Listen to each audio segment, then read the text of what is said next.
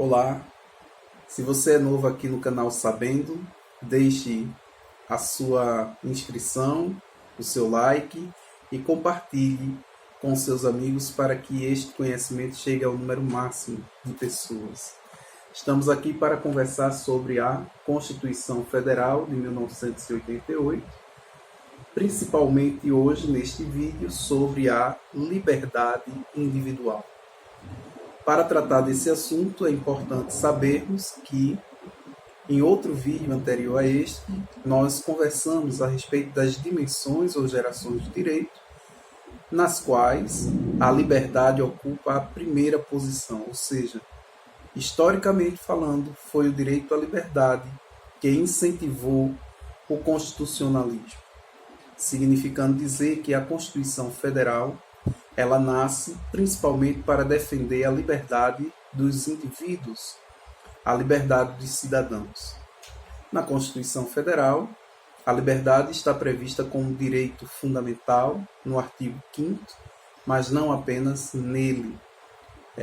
Há um desdobramento nas leis infraconstitucionais e nós vamos tentar conversar um pouco aqui sobre o direito à liberdade e a sua limitação, não entrando no aspecto da totalidade do direito, mas fazendo aqui uma abordagem que acho relevante, porque nós vamos tratar tanto da Constituição Federal como um pouco do direito penal brasileiro. Então, como o direito pertence à primeira geração ou dimensão, é importante lembrarmos que a atuação do Estado é negativa, ou seja, limitada. O Estado não pode mais intervir arbitrariamente, como na época da monarquia acontecia, na vida dos indivíduos. Agora, nesse novo modelo de Estado republicano, adotado pelo Brasil desde 1891, com a sua Constituição republicana, o Estado deve intervir o mínimo possível na liberdade individual. Ou seja, as pessoas elas têm a autonomia da vontade. A decisão de consciência, de crença, de trabalho, de locomoção, de manifestação do pensamento, todas essas decisões passam pela vontade do indivíduo e o Estado não pode intervir deliberadamente a respeito desses assuntos. Então é um indivíduo que escolhe se vai crer ou não crer, se vai permanecer no país ou se vai sair dele com seus bens, e etc. Não podendo o Estado agir nesse sentido, exceto para colocar limitações ao poder do indivíduo para uma boa convivência social, visto que é uma característica do direito fundamental a relatividade, ou seja, não há direito absoluto e a liberdade, por sua vez, também não é absoluta. Embora seja muito tentadora a ideia de que por eu ser livre posso fazer o que quero, na verdade existe uma limitação para que a convivência social seja em paz e harmônica. Então, na Constituição Federal, no artigo 5º, o inciso 2º já começa falando que ninguém é obrigado a fazer ou deixar de fazer alguma coisa, senão em virtude de lei. Ou seja, se eu não tinha determinada prática ou era contra determinada prática e a lei me obrigar a fazer, eu terei de fazê-lo. Por outro lado, se eu fazia determinada coisa e a lei proibitiva surgiu, eu terei que deixar de fazer. Então, isso mexe com a liberdade no sentido de que existe alguém maior do que eu enquanto indivíduo, este alguém é o Estado, que pode regular o que eu posso fazer e o que eu tenho que deixar de fazer.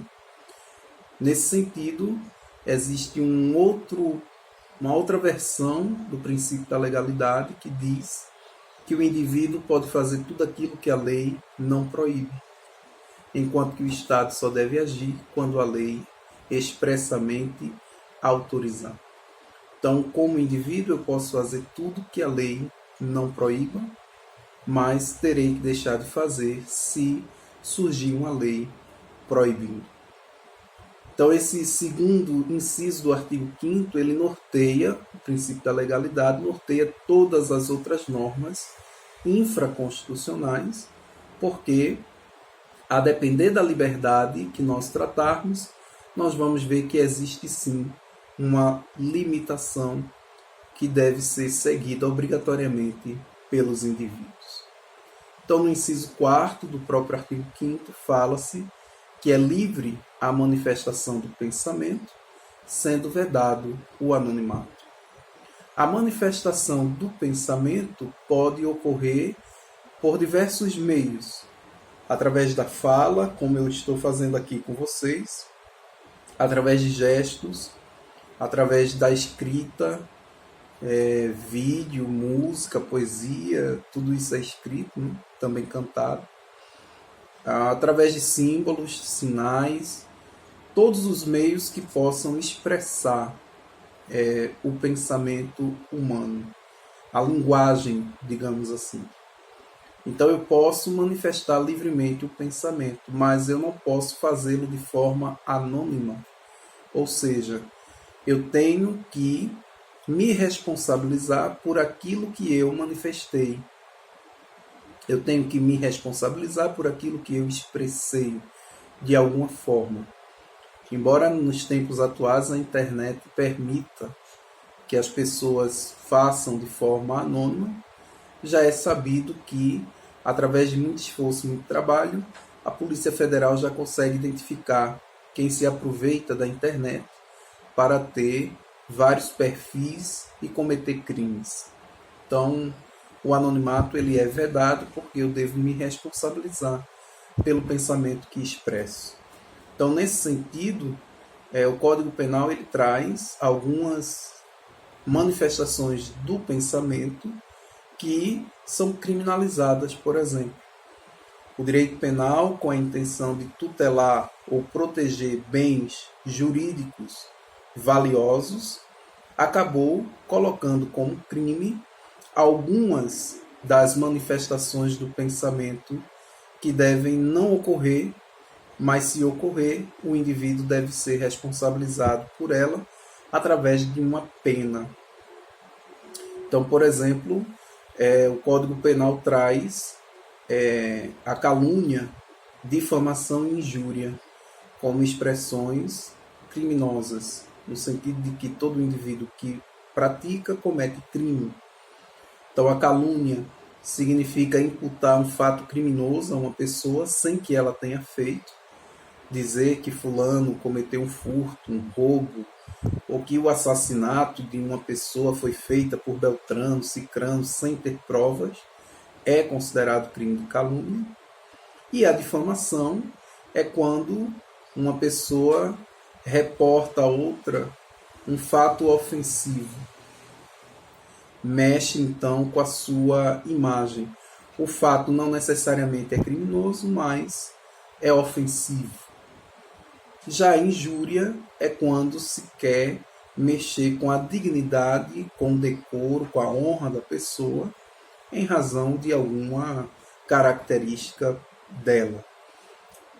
Essas manifestações do pensamento, quando feitas, o indivíduo que manifestou deve responder proporcional ao agravo cometido, conforme o inciso 5º do artigo 5º da Constituição Federal. A manifestação do pensamento também não pode abarcar ameaças. Por exemplo, um indivíduo que, para obter vantagem, qualquer que seja, ameaça outrem de morte, de lesão corporal, de qualquer outra coisa que seja. Então, são exemplos de manifestações do pensamento, mas que são limitados porque o Código Penal coloca ali na sua norma descritiva como que não deve ser feita, visto que quem se enquadrar na descrição do Código Penal terá uma pena a ser paga, e isso faz com que o indivíduo repense aquilo que vai dizer. Então, a liberdade de manifestação do pensamento não significa dizer liberdade absoluta. Não posso, por exemplo, proferir palavras racistas e acreditar que está tudo bem. As pessoas que se sentirem ofendidas poderão, então, procurar o Poder Judiciário e pleitear contra mim uma ação para dizer, olha, aquele rapaz ali, aquele indivíduo, está manifestando pensamentos racistas. Tudo isso é muito simples de compreender quando se tem em mente o princípio da relatividade dos direitos fundamentais. Toda discussão que acontece na sociedade atual é porque as pessoas desejam que a manifestação do pensamento seja absoluta, quando na realidade não é. Então, aqui alguns exemplos de manifestação do pensamento que o Código Penal proíbe. Eu espero que você tenha gostado desse vídeo. No próximo, nós continuaremos falando sobre as liberdades individuais previstas na Constituição Federal.